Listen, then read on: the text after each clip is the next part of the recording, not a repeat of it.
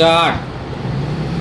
भारतात हायड्रोजनवर चालणाऱ्या रेल्वे इंजिनची पहिली चाचणी या महिन्यात यशस्वीपणे पार पडली.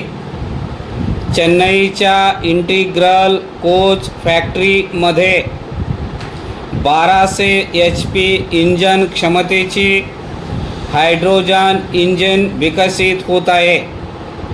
यावर्षी फेब्रुवारीत कोची बंदरात हायड्रोजनवर चालणाऱ्या कॅटमरॅन बोटीची चाचणी यशस्वीपणे पार पडली. त्याचबरोबर भारतात हायड्रोजन बस आणि हेवी ड्युटी ट्रकच्या चाचण्या सुरू आहेत.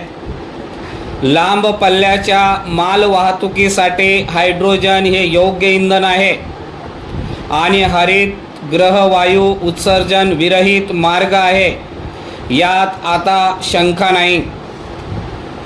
आज भारताकडे रास्त विकसित हायड्रोजन निर्मिती करण्याचे तंत्रज्ञान आहे आणि त्यामुळेच देशात या चाचण्या जोरात चालू आहेत.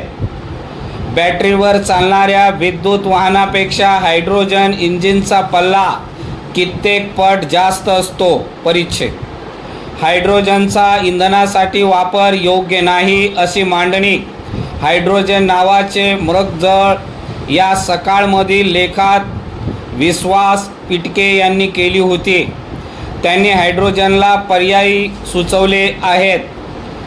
मग प्रश्न असा येतो की जगभरात हायड्रोजनवर संशोधन का चालू आहे?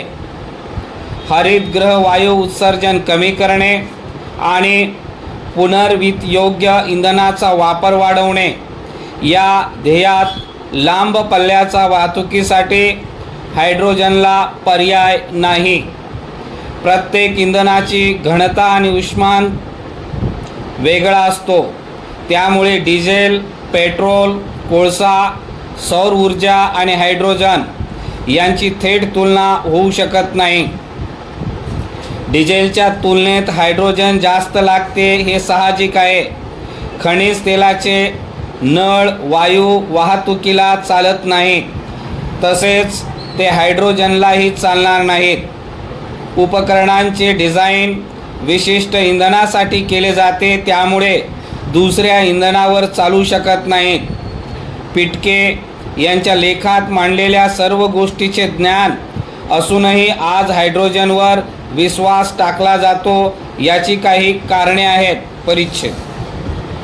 हायड्रोजन जैविक मालापासून बनवता येतो आणि त्याच्या ज्वलनात कार्बन डायऑक्साईड किंवा इतर हरितगृह वायू उत्सर्जन होत नाही.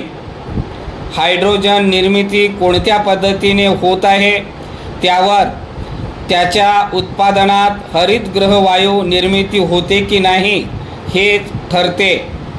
हे तंत्रज्ञान झपाट्याने विकसित होत असल्यामुळे खनिज तेलाची आणि कोळशाची किंमत वाढत असताना हायड्रोजनची किंमत मात्र कमी होत आहे. हायड्रोजनचे आर्थिक आणि पर्यावरणीय फायदे मोठे असल्यामुळे अक्षय ऊर्जेच्या वाटचालीत हा योग्य पर्याय आहे. परिच्छेद.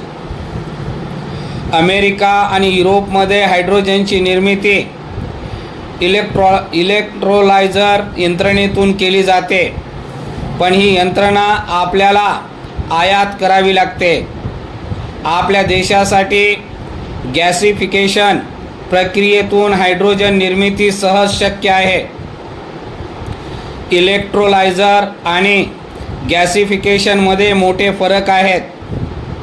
इलेक्ट्रोलायझरमध्ये विजेच्या साहाय्याने पाण्याचे विघटन करून हायड्रोजन आणि ऑक्सिजन मिळतो, तर गॅसिफिकेशन प्रक्रियेत जैविक मालाचा वापर होतो. या प्रक्रियेत सेंद्रिय शेतीसाठी उपयुक्त असे बायोचारचे उत्पादन होते. आपल्या देशात पडीक जमीन, वर्षभर सूर्यप्रकाश आणि उत्तम शेती करण्याचे कौशल्य आहे. ISROच्या अहवालानुसार देशाचे क्षेत्रफळ सुमारे 380 दशलक्ष हेक्टर आहे आणि त्यापैकी जवळपास 92 दशलक्ष हेक्टर जमीन खराब झाली आहे. याशिवाय अनेक ठिकाणी लागवडी योग्य जमीन असूनही तिथे शेती होत नाही.